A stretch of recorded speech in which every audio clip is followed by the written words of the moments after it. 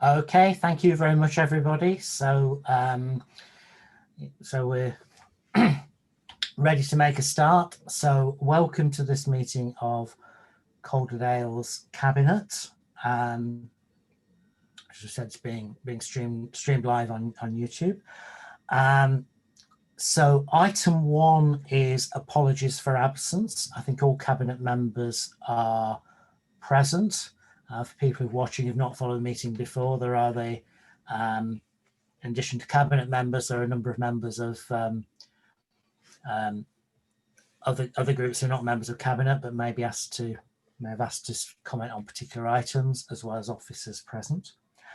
Item 2, members' interest, is to remind members to declare any interest they may have in items as we go along.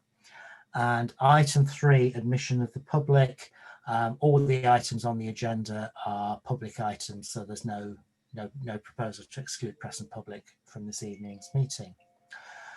Item 4 is the minutes of the meeting of Cabinet held on the 3rd of August. These have been circulated.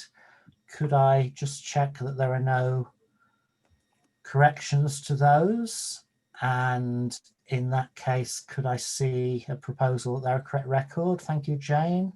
I'll second that. Can I see all those in favour of that? Thank you. So that's agreed. Item 5 is question time, which starting off with questions from members of the public. At the moment, because of the way we're doing the live streaming, it's not possible for members of the public to ask them directly. So the questions are sent in advance and asked by either Kirsty or Ian, depending who's got them. So I think we have 2. We have a question from, the first one's a question from a Mr. Greenwood. I'm not sure who's got the question. Thank you, Leader. Ian, thank you. I have that. Yes, Mr. Greenwood's question is, in 2019, a funded survey and investigation from Taylor Wimpey to Foundation's Independent Living Trust to enable a study on the subject of downsizing for elderly people, now called right-sizing. According to Foundations, this study was carried out at Calderdale, MBC and Bristol. Is there a report on the results of this study and the outcomes recommended? And has it been presented to Adult Health and Social Care Scrutiny and/or Health and Wellbeing Board? And if not, why not? Thanks very much. So I don't know if anybody has any immediate comment on that question. Yeah, Councillor Metcalfe, I think it was aimed partly at you. Yes, thank you, Chair. Yeah, I only seen sight of the question early today, and so I think it's probably appropriate to send a written answer to Mr. Greenwood. I thank him for his question, but just 1 or 2 comments I could make on this. My understanding, the Foundation's Independent Living Trust, there are 2 areas which are being tested out on new ways to help older people decide whether moving home would boost their independence, health and well-being. And I understand it's thanks to Taylor Wimpey. This followed a survey by Foundations which showed that 1/3 of older people are put off from moving due to the perceived stress involved, and more than 1 in 10, 11% would move if it was available. Following on that, I understand locally in Calderdale, the Move On, because Calderdale was part of this survey. The Move On pilot was to look at how we would help potential customers apply for the disabilities grant to consider for more suitable home, so as to reduce the number and cost of required adaptations. For example, moving to a 3-bedroomed house to a ground floor flat. And a small number of examples have been piloted and found to be very successful.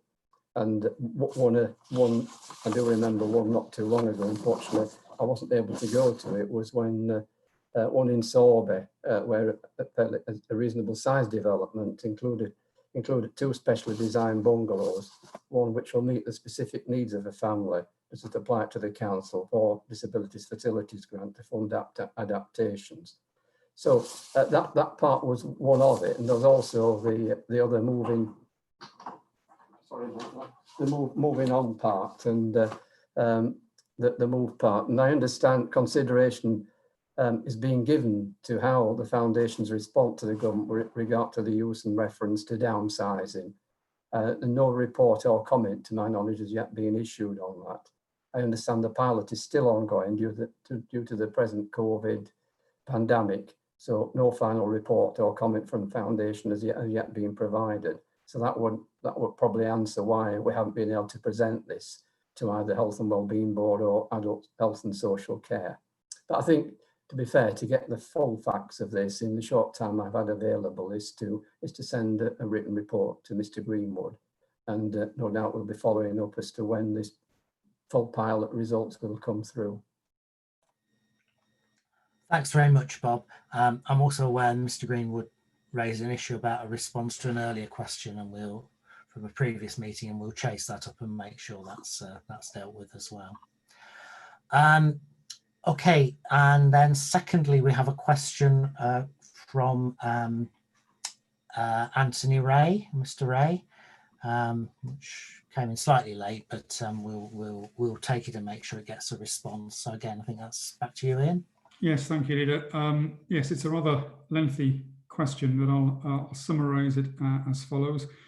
It's specifically addressed to you, Councillor Swift, as leader. Can you explain why, seeing that one of Calderdale's 3 strategic priorities is building a sustainable future, the council is going into stage 2 of the local plan examination in public starting on the 6th of October, deliberately promoting a spurious employment growth target of over 15,000 jobs, deliberately induced in-migration into Calderdale of 19,000 plus additional population, the allocation of a large area of Calderdale's greenbelt to provide 15,000 houses in the wrong locations, thus generating car-based travel, when Calderdale's carbon emissions must massively reduce, and undermining our already fragile town centres.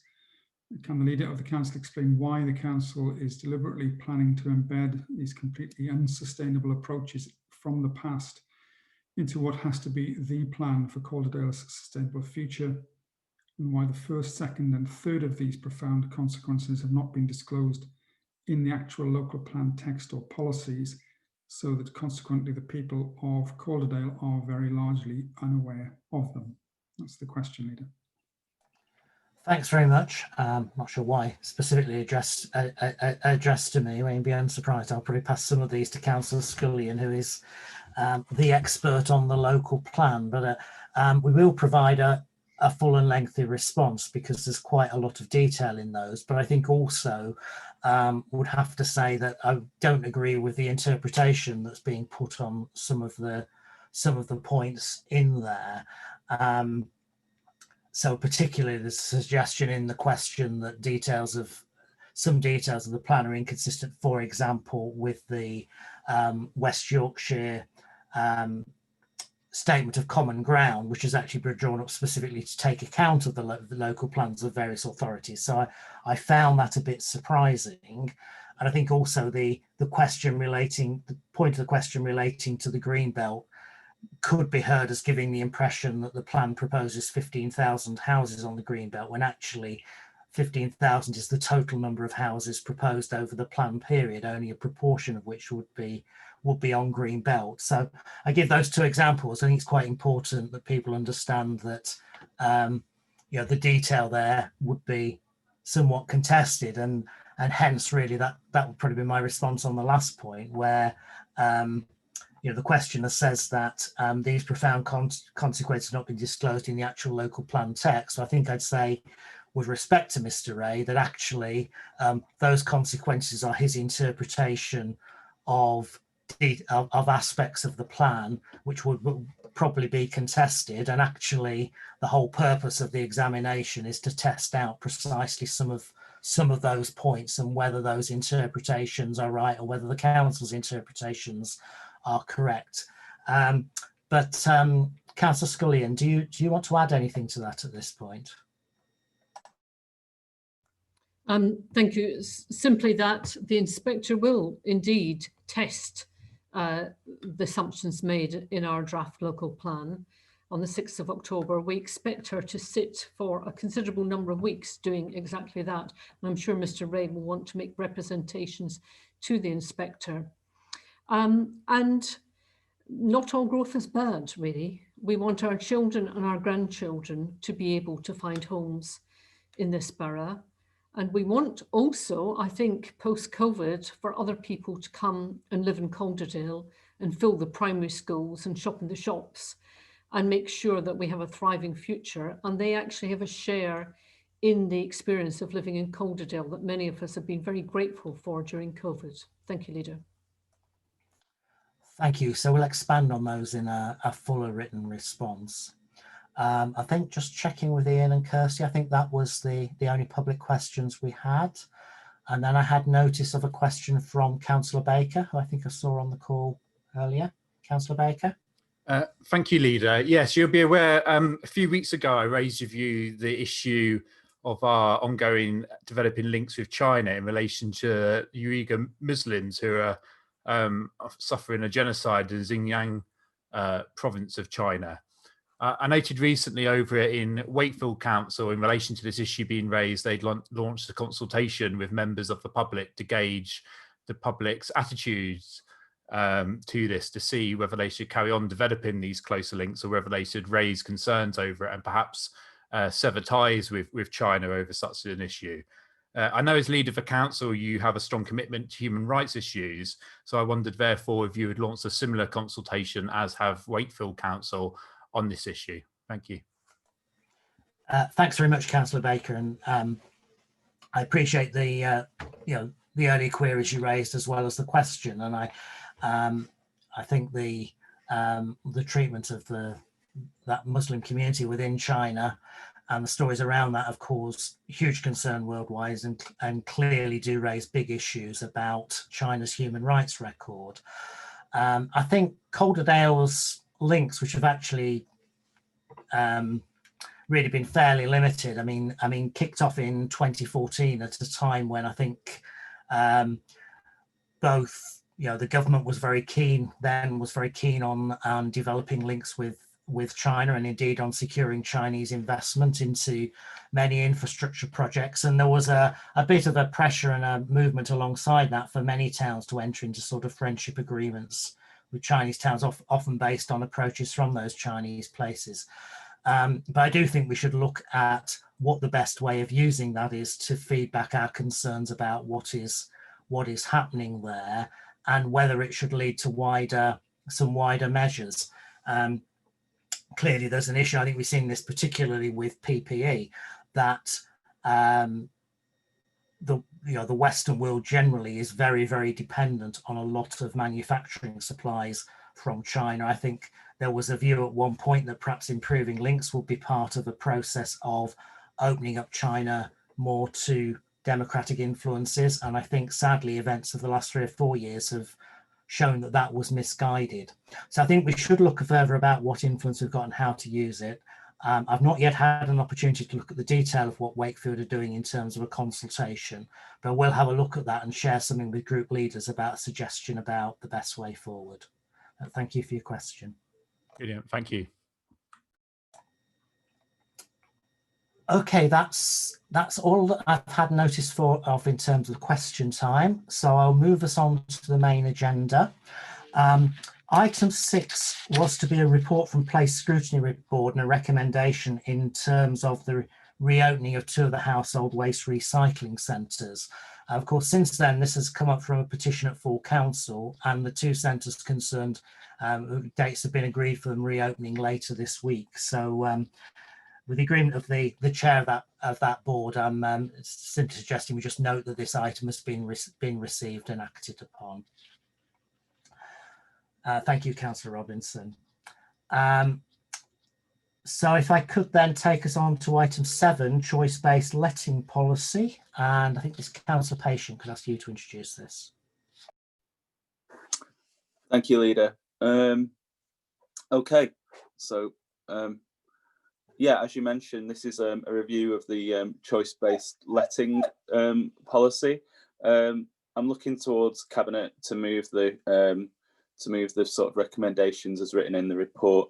It's essentially a revision due to a change in legislation that will consider a bit of a wider range of needs when it comes to rehousing in terms of that allocation. As you can see sort of within the report, we've been working quite strongly with our RPs, our registered providers, who are the housing associations that we work with during that time. The last review of the service was quite some time ago, I think back in 2013, and we've since obviously had the Homelessness Reduction Act of 3 years ago. So the time's right for another look at the service, just to bear in mind, just to make it a bit of a fairer process really for people. It's actually an opportunity to relook at the service, make it a bit of a fairer service for people, and to make sure that those that have been struggling with various financial or health issues have a bit more of a ability to have a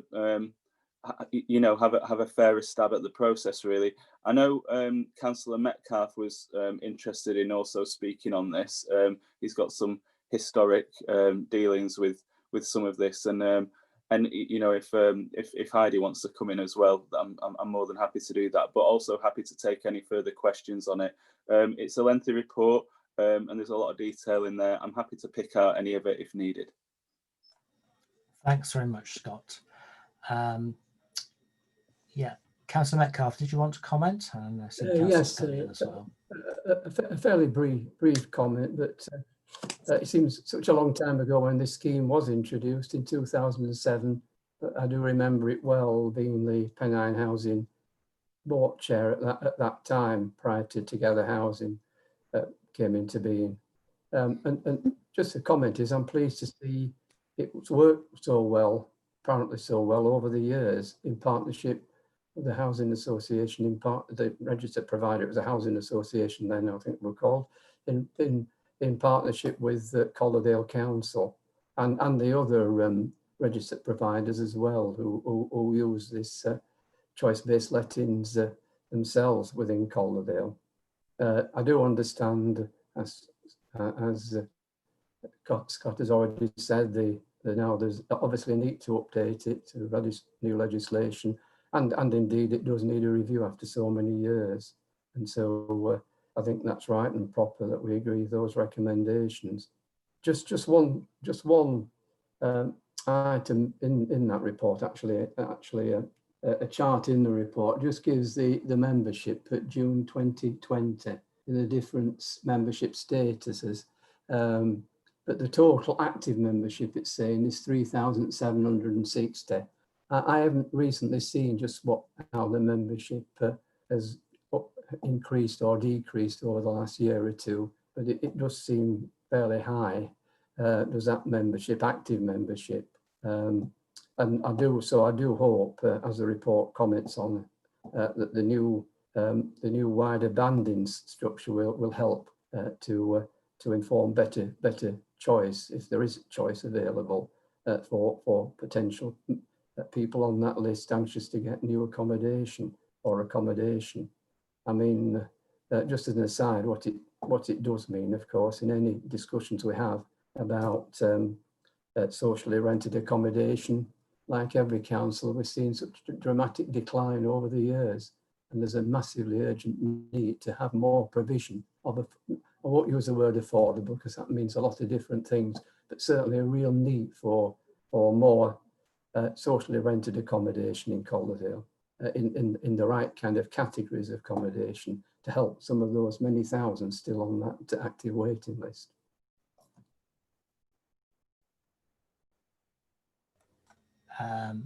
Thank you, Councillor Scullion. I just wanted to second the recommendations and echo in some ways what Councillor Metcalfe has said. That's nearly 4,000 people on the waiting list, actively on the waiting list, waiting to be housed in Calderdale. Now, as you know, we have got an oversupply, as it were, of flats, particularly flats suitable for single people or couples.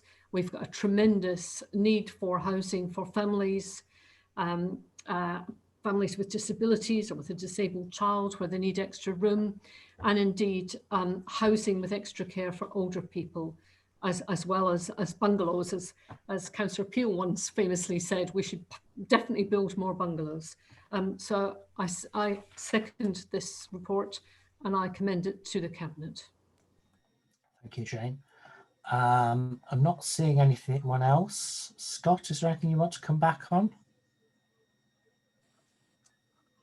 No, I'm just glad that everyone's in agreement. It's obviously an important piece of work. A lot of work's gone into it since everyone got together last year to relook at it afresh.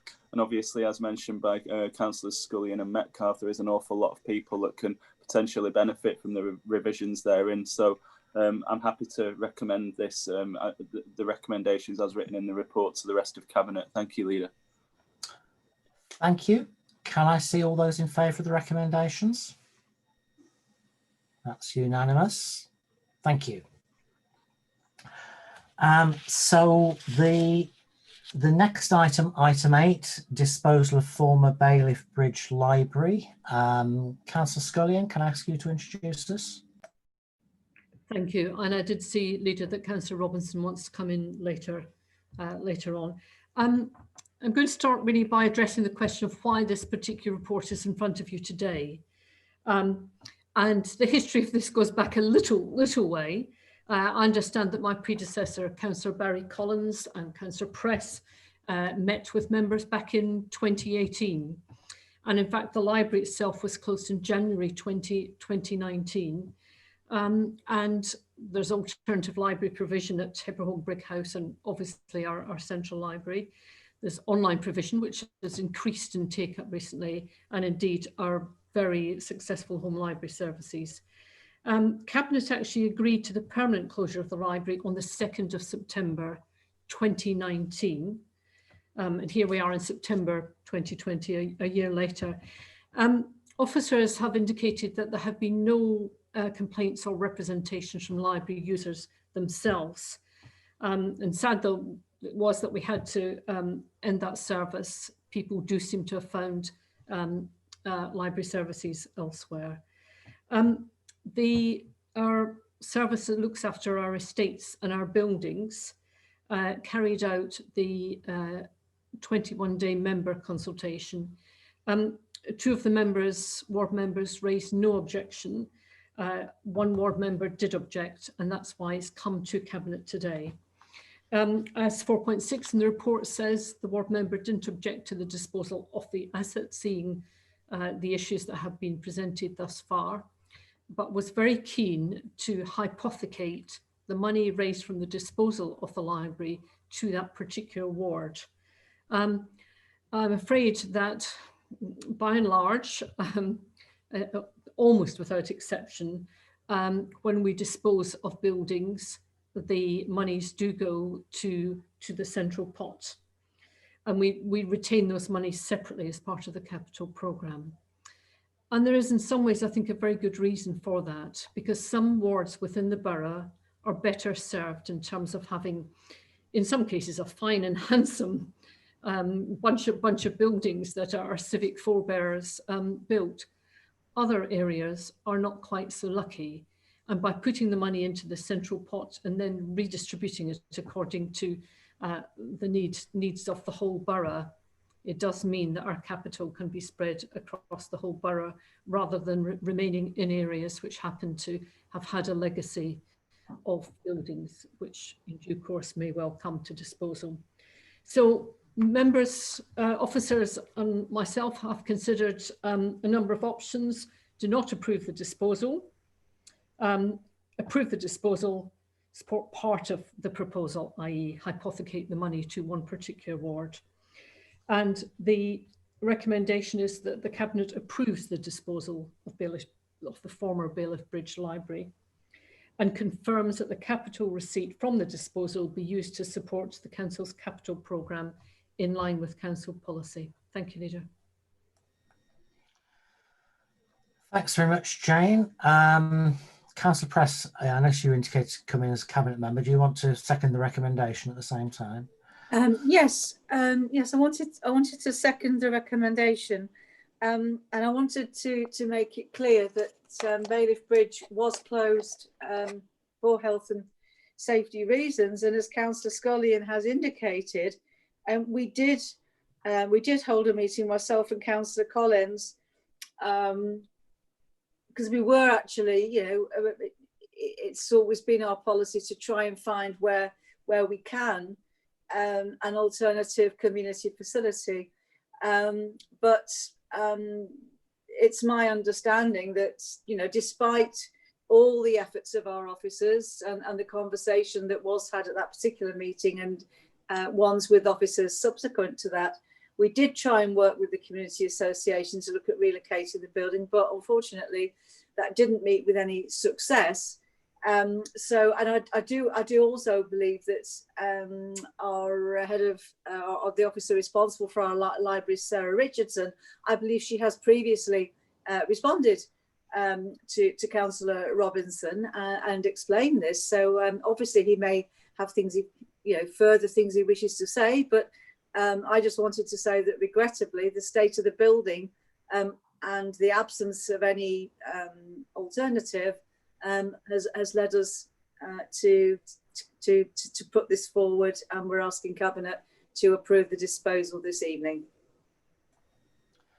Okay, thank you. Seems like a good point to bring Councillor Robinson in. I noticed Councillor Baker also asked to speak. Councillor Robinson. Yes, thank you, Leader, for allowing me to speak, and thank you, Councillor Scullion and Councillor Press. Councillor Scullion, that was a very a positive and polite way of putting my my proposal. Indeed, this isn't about the disposal. I'm not a sore loser. I appreciate that I've lost that battle, and that the disposal will go ahead. This is merely about the structure of the consideration.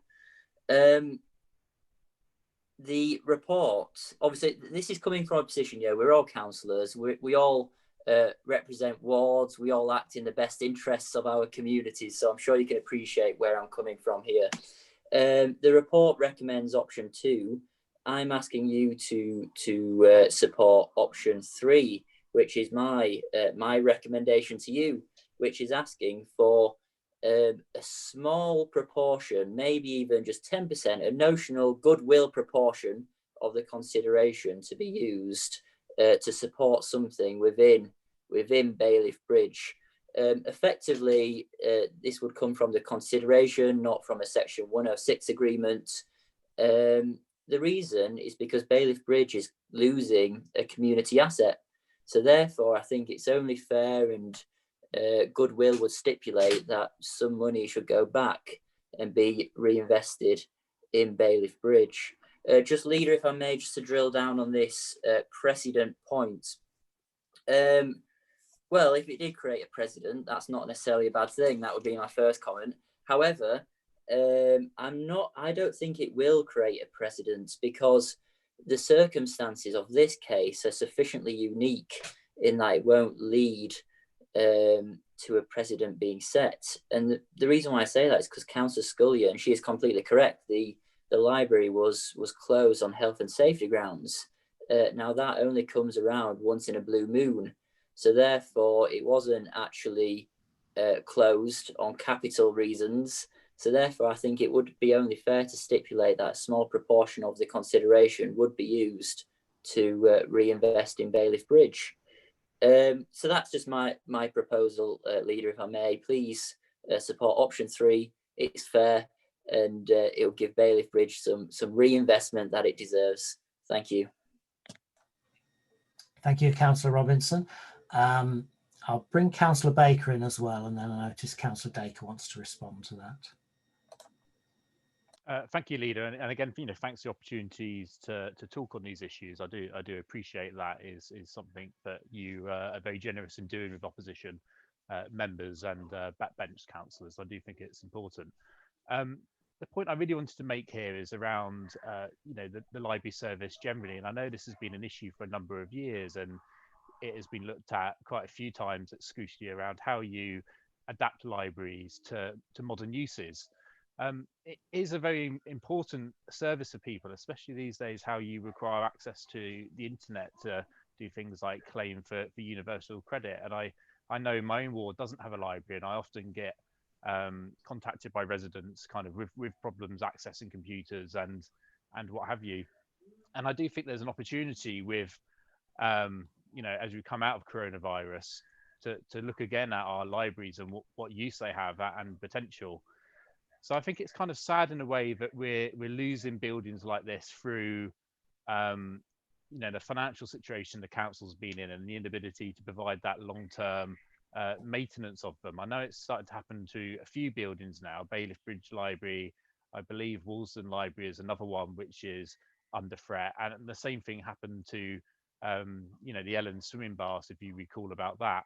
And a lot of people out there say that it is almost like an intentional plan to run down these buildings, to close them, to avoid the difficult situations you have to make in terms of closing libraries from financial necessity. So I would ask a plea perhaps that we make decisions around these services based on, you know, what is the best library service, rather than just, you know, roofs falling in, like paint being so old because we haven't looked after them properly, that we then have to close them on these kind of immediate health and safety grounds. Thanks, Councillor Baker. I've got Councillor Dacre and then Councillor Scullion. I'll just come back. Councillor Dacre. Yes, thank you, Chair. It was just in relation to hypothecation, which I hope I spelt right. I think many organisations, for instance charities, don't like hypothecation because it simply can have unintended consequences, that organisations can't use money in ways which might actually benefit the very people who are saying they wanted it hypothecated in a certain way. So, for instance, residents of Councillor Robinson's ward may well benefit from all sorts of spending decisions made by the council using the proceeds of this money, even though the money is not spent physically in the ward. So once you start trying to talk about how to use particular pots of money, it all just becomes very, very difficult. And I would want to, for those reasons, if no others, I think we have to stay with the option that the money is treated in the normal way that proceeds of sale are treated. Thank you. Thank you. Thanks, Sylvia. Councillor Scullion. Thank you. Let me take up Councillor Baker's point, which is rather more general really than the paper in front of us, but point taken about our use of buildings. I think a council is mistaken really if it's entirely buildings driven, because we know that buildings aren't distributed evenly, as he said about his own ward, across the borough. And he's absolutely right to raise the changing role of libraries in terms of IT access, particularly for people coming onto universal credit for the first time, information needs, etc. And that means that actually we have to think about our services as people driven and needs driven rather than simply buildings driven. Some of the things that we can do, that we do for people, can happen in any number of buildings, including buildings that some of our partners have, like health centres, etc.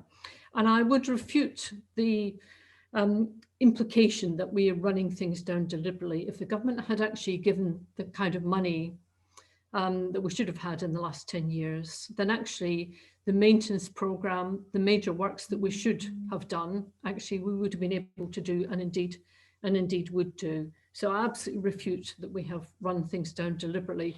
We're in an unfortunate position, but we are where we are because government hasn't actually given councils sufficient money. Trust me, the officers in that department do what they can, you know, of squeezing every possible bit of money out.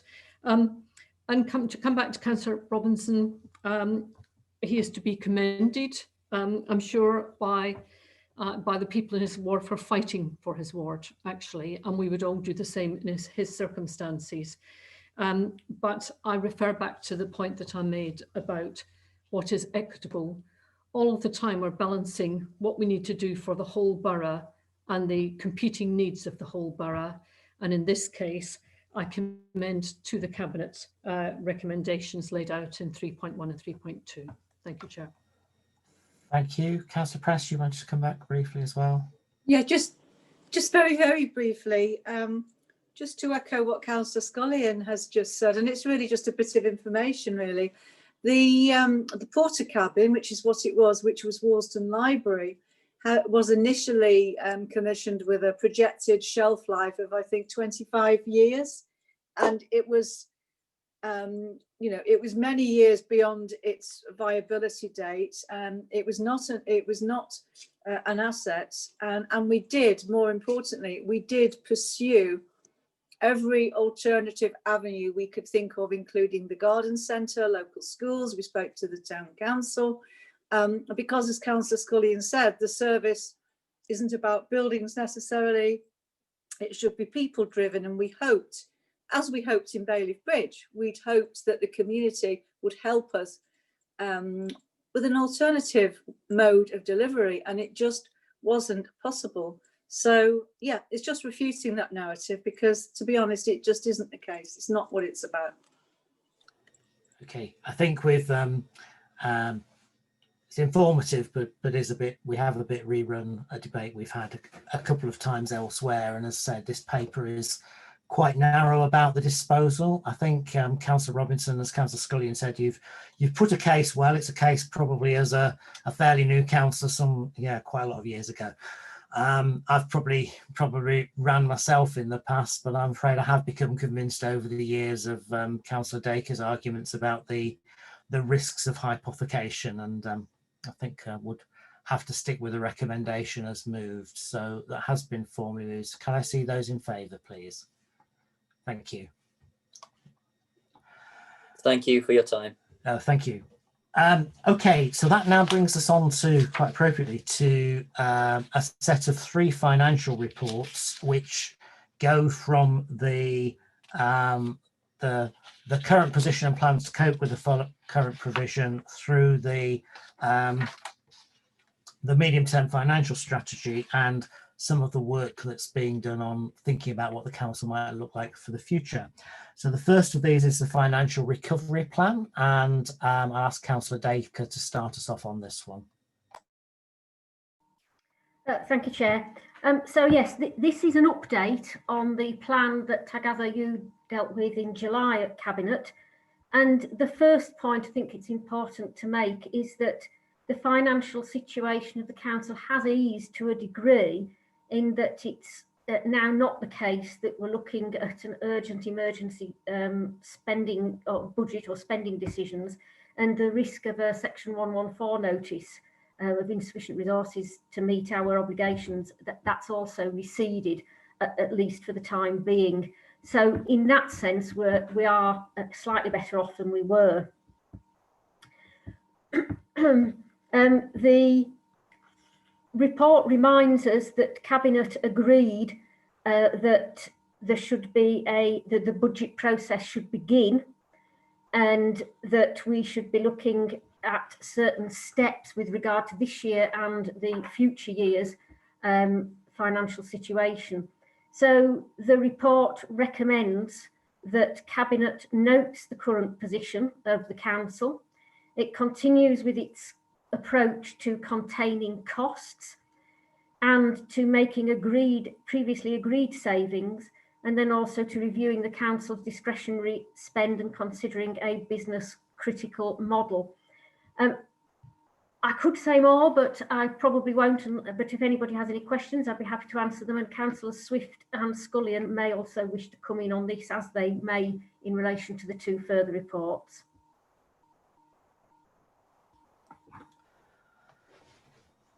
Thanks very much, Sylvia.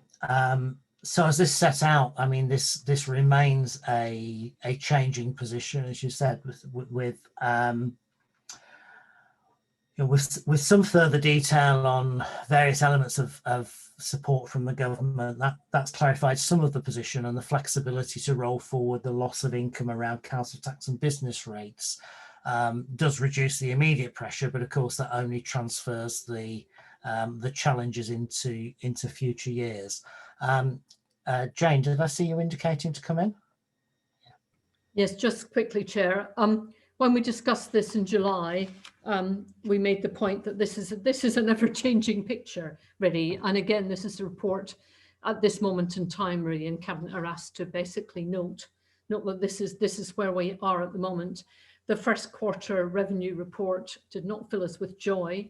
And indeed, we are having weekly updates on the financial situation, and we expect it to change again. So at this moment, it is a snapshot of how the finances look. We are doing the monthly returns to government, to MHCLG, and we wait to see week by week how the situation is changing. Thank you. Thanks. I think just a point I want to add, because it is particularly important, is the question about fees and charges. And I think members will be aware that the government announced a scheme for compensating councils for loss of income. On the face of it, our loss of fees and charges, £8.7 million. The headlines identified that there would be, first of all, an amount 5%, which would not be covered by the scheme, and then only 75%. But as we look at the details, it's quite clear that actually the eligibility is rather less than you might think from the headline figure. I wouldn't hesitate to put a final figure on it, but it's pretty clear we will be doing well if we got anywhere close to recovering something like 40 to 50% of that loss, rather than the kind of figures you might have in mind. And that's one of the areas, obviously, where we're still working on. And I'm being cautious and not committing to a final figure, because I think officers are still working through the detail on that. But it is quite a challenging and complex set of rules around it as well. Okay, I'm not seeing anybody else. Sylvia, is there anything you want to come back on to add? No, just no. So I'll second the recommendation, and can I see all those in favour? Thank you. That's agreed. So that takes us on next to the largest of these reports, which is the medium-term financial strategy. And again, Sylvia, I'll hand over to you to start this off.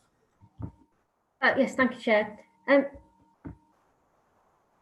This report emphasises the need to engage now in the strategic and financial planning for the next 3 years.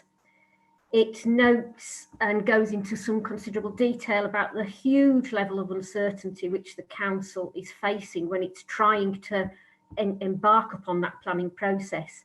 One obvious instance being that we don't know what the outcome of the autumn financial statement is, and we don't know, another instance is we don't know exactly how the COVID-19 pandemic is going to play out in the next few months. And the report also makes the point that it's not even really possible to make any assumptions about what will happen when we come to the end of the transition period with the European Union, because we simply have absolutely no idea what is going to happen at that point. So the report makes some predictions, but it also says, because it's reliant on these assumptions, the overturning of any of those assumptions by events could make a huge difference to our outcomes, obviously. And the rate, whilst the base figure used is £15 million deficit going forward, it could be anything between 8 and 20 million, which just demonstrates just how difficult it is to plan at this stage. However, the report is quite clear that we do need, nevertheless, to start planning, that the uncertainty is not an excuse, and that if we leave planning until perhaps after the autumn statement, we really could just find ourselves with too much time to make up. So, Cabinet, the report asks that you accept the recommendations in the report, which are that we recommend to Council that the medium-term financial strategy be approved, that we commence work on the 2021 budget, and that we take note of the risks outlined when we are considering the budget plans of directorates. So again, you can take questions, and Jane and Councillor Scullion and Councillor Swift may wish to add to what I've said, because it is an extremely large report and I have not said a great deal. Oh, thank you very much. Thank you very much, Councillor Dacre. So I think the core part of this is what you said. It's the range of potential gaps, but the obviously the critical point is that the The most likely scenario, if you like, that the finance officer is putting before us is a gap between what we need to spend and what we have available in resources of around £15 million next year, which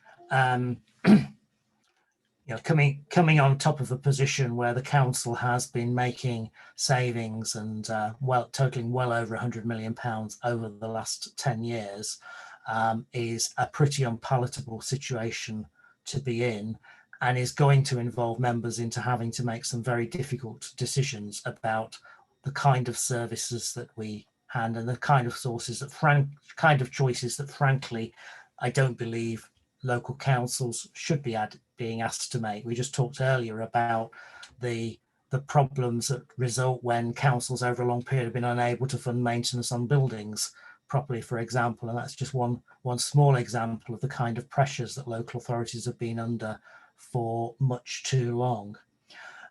This should mark the first stage of the budget process, and I think after a few years of really not being able to do much beyond a one-year budget, I think we all hoped that this might be the year when we could also return to start seeing three-year budgets again.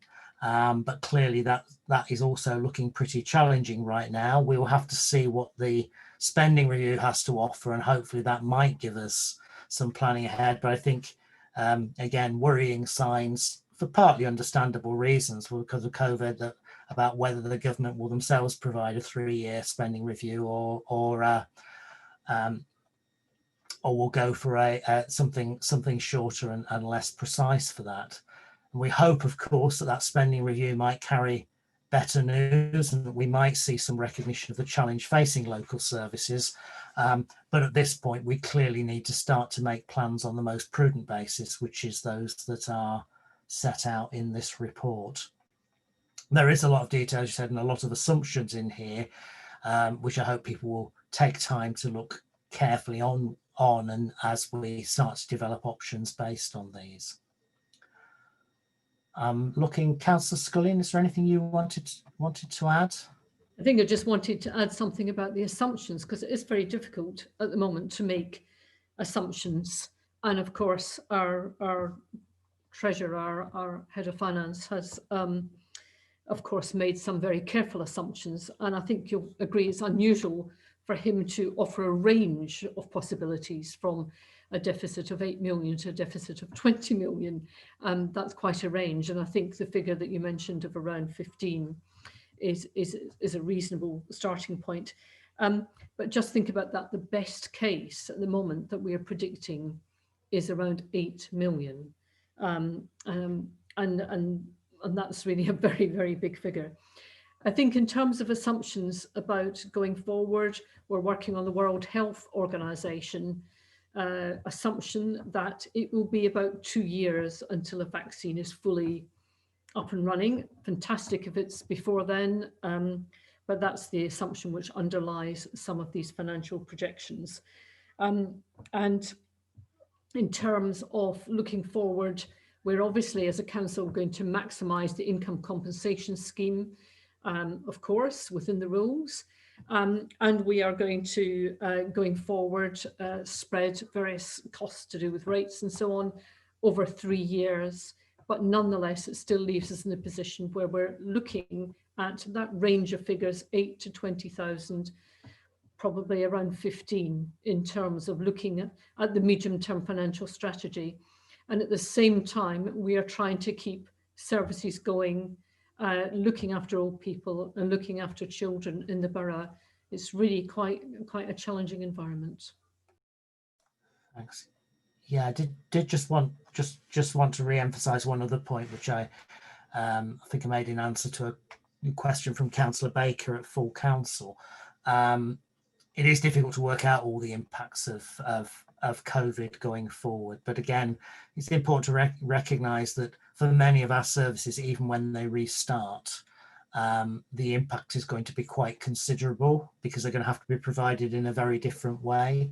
And I think leisure is a good example. We've just announced reopening some of the leisure centres, but obviously they'll be running at much lower capacities than before, which is going to have big implications for their income and hence the net budget position. And that will apply, I think, across a whole range of services, that the impact of needing to do social distancing, more cleaning, PPE provision, everything else, this is not going to go away quickly, and this is going to have a big impact on how services are providing. And I'm not saying that to pile on the misery, but because I think it is a really important factor that, you know, we need to make sure people take on board and understand. Clearly, this forms a recommendation to the next council meeting, but equally it starts to set the shape of kind of budget options that will be coming forward, and we'll pick that up a little bit more as we go forward to the next meeting. I'm not seeing anybody else want to comment on this at the moment.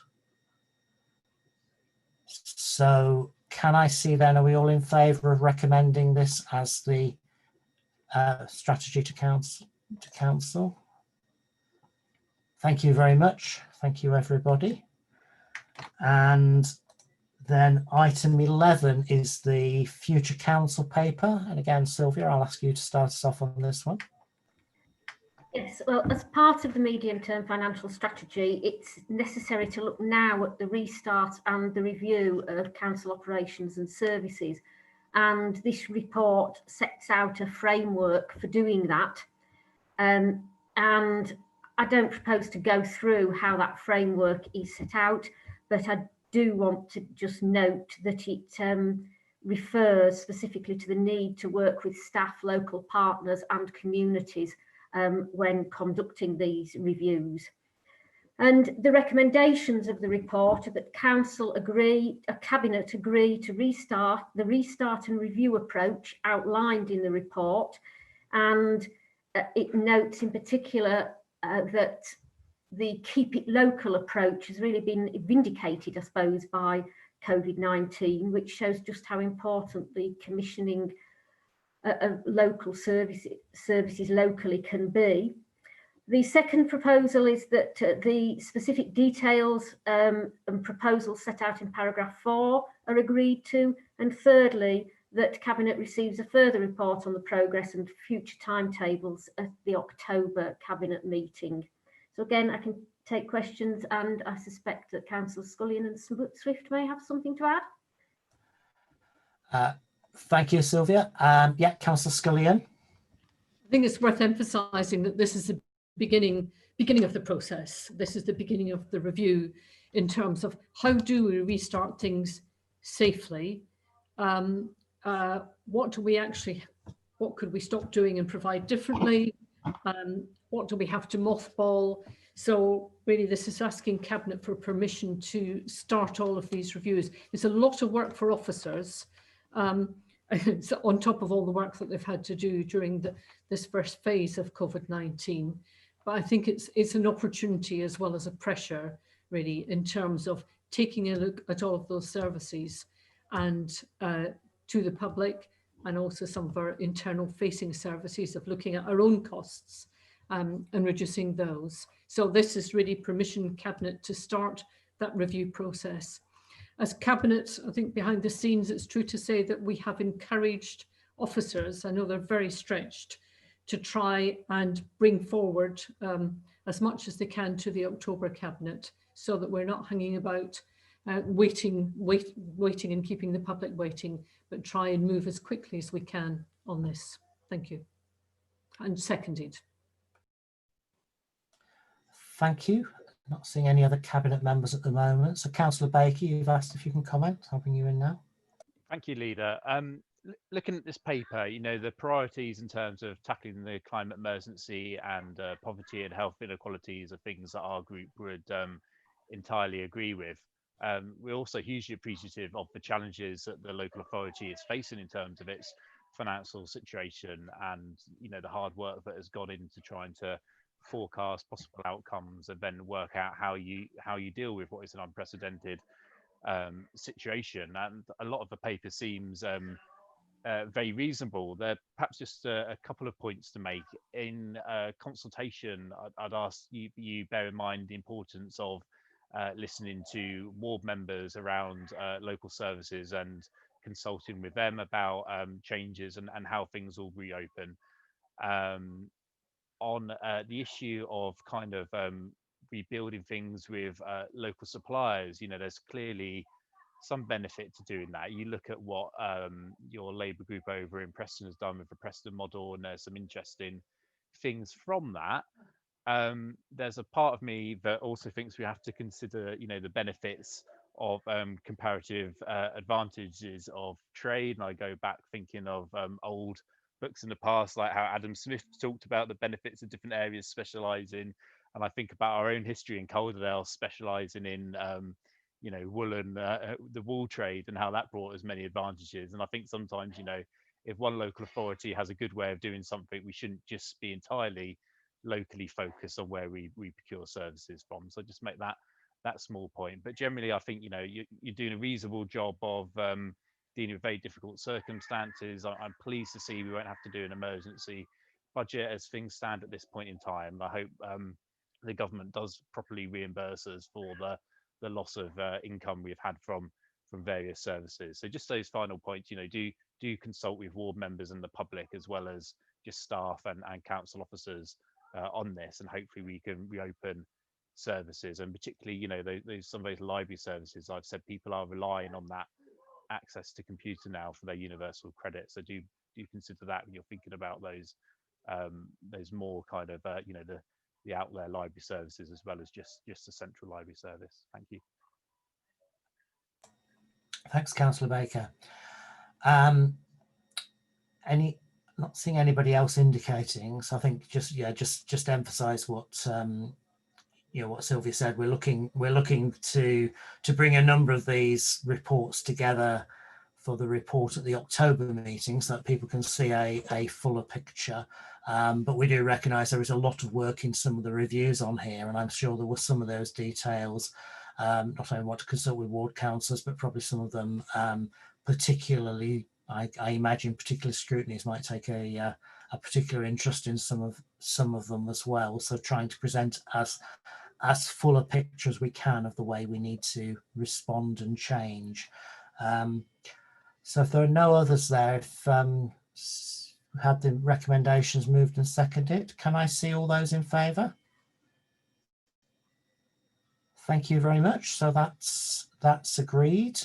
And that brings us to the end of the meeting. So thank you very much, everybody, for your time this evening. Have a good evening. Thank you.